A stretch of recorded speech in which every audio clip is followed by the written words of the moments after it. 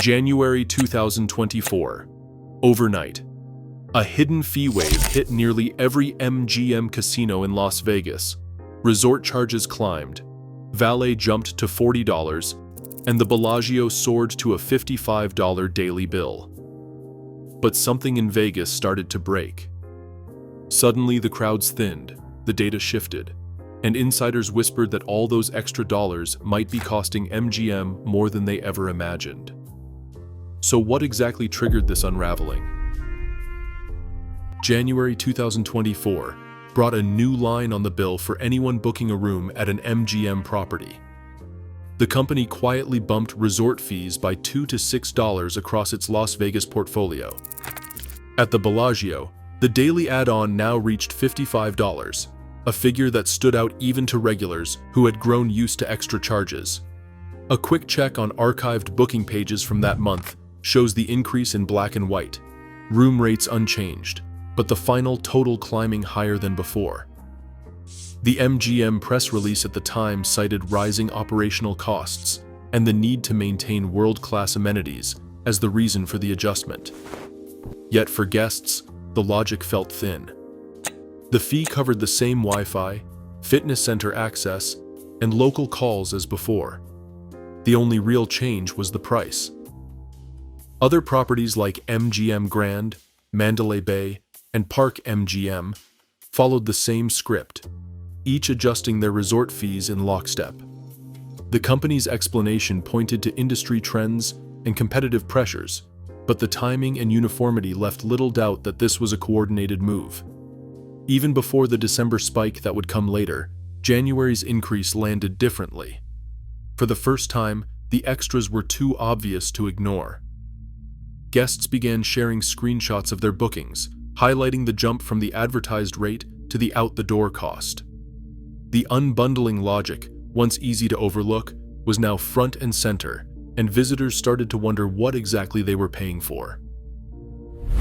On December 4, 2024, MGM's properties introduced a new round of fee increases that drew a sharp line between each tier of their Las Vegas portfolio.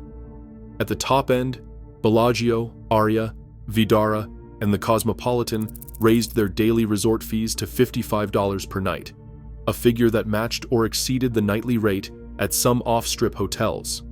MGM Grand, Mandalay Bay, and Delano set their fees at $50 per night. Park MGM, Nomad, and the Signature also landed at $50 per night. Further down the list, New York, Luxor, and Excalibur moved to $45 per night. Each change was quietly listed on booking pages and confirmed by press advisories, but the real shock came with the new parking policy. For the first time, valet parking at MGM Strip resorts climbed to $40 per day. Guests arriving with a car faced the same $40 charge whether they stayed at Bellagio or Excalibur. The signage in casino garages spelled it out in simple terms: $40 for 24 hours, no exceptions. For many, the math was hard to ignore. A weekend stay at Bellagio now meant $165 in mandatory fees before even touching the room rate. At New York, 2 nights with valet added $170 in extras.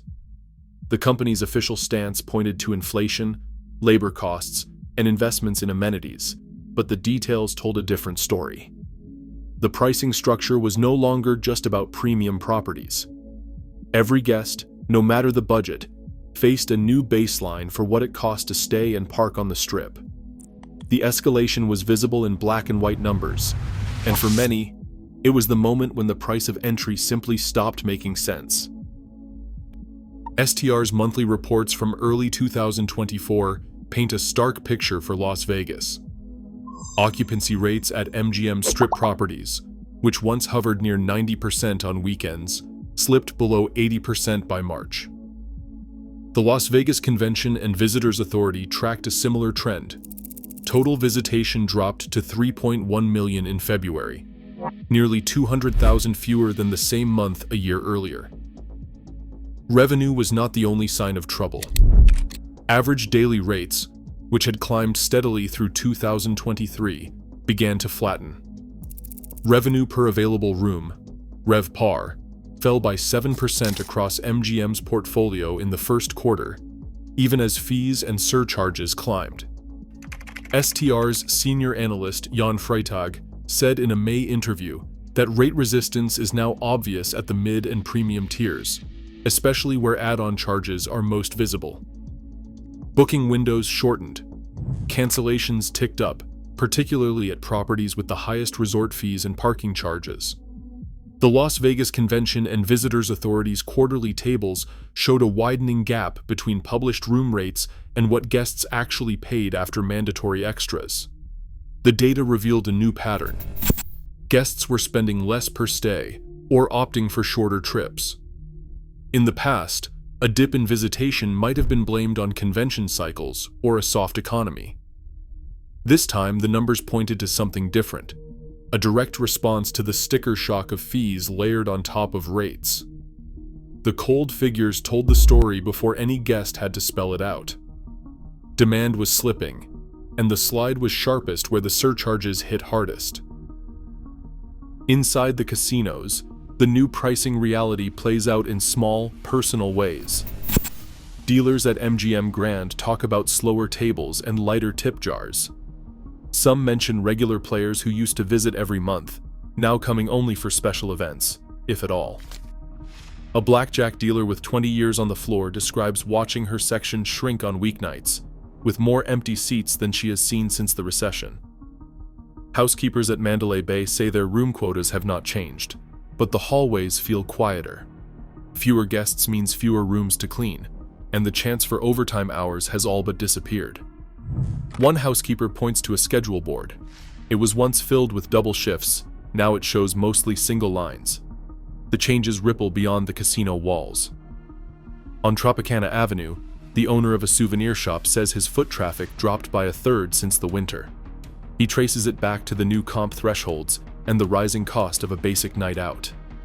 Customers who used to splurge on show tickets or branded hoodies now count every dollar. Bartenders at on-property lounges mention fewer free cocktails on the floor, with comp rounds cut back to once per hour, even for players betting $25 a hand. A cocktail server at Park MGM says guests notice the difference immediately. They ask about the old days, when drinks flowed more freely and a few hours at the slots came with a steady stream of perks. Now, the conversation turns to what is missing. For those who make their living on the margins of the Strip's economy, the impact of MGM's new strategy is measured in tips lost, hours cut, and regulars who simply stop coming. MGM's pricing strategy was not an accident or a quiet drift. On March 3, 2025, in a conversation with JP Morgan analysts, Chief Executive Officer Bill Hornbuckle outlined the approach in plain terms. He described a shift toward what he called an airline model, with discounted upfront rates, and revenue made up through fees and surcharges layered on after booking. The logic was clear. Keep the headline price low to draw clicks, then recoup profits through mandatory add-ons. MGM's investor relations team defended the move in SEC filings, arguing that dynamic, market-based pricing was necessary to offset rising costs and support ongoing property reinvestment. They pointed to industry standards and competitive pressures, and suggested that guests would adapt to the new norm. Hornbuckle's remarks left little doubt. The company saw fees not as a burden, but as a deliberate pillar of its revenue strategy, even as public frustration grew louder outside the boardroom. A single Starbucks receipt became the lightning rod for frustration. When a guest posted a photo showing a $12 charge for a basic coffee at an MGM property, the image spread quickly across social media.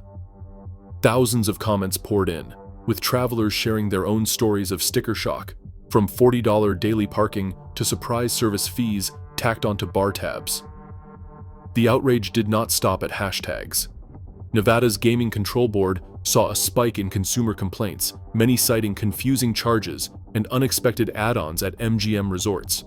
Local news outlets picked up the story, amplifying calls for oversight. UNLV's hospitality faculty weighed in, warning that highly visible fees risk damaging Las Vegas's reputation as a value destination. The backlash forced MGM into damage control, and for the first time, regulators and industry experts began to question whether the company's approach had gone too far. Today, Vegas visitors have more choices and less patience for sticker shock. As occupancy slips and local competitors adapt, the market sends a clear message. Trust and value matter more than short-term gains. In the city of risk, pushing too far isn't luck, it's a losing bet.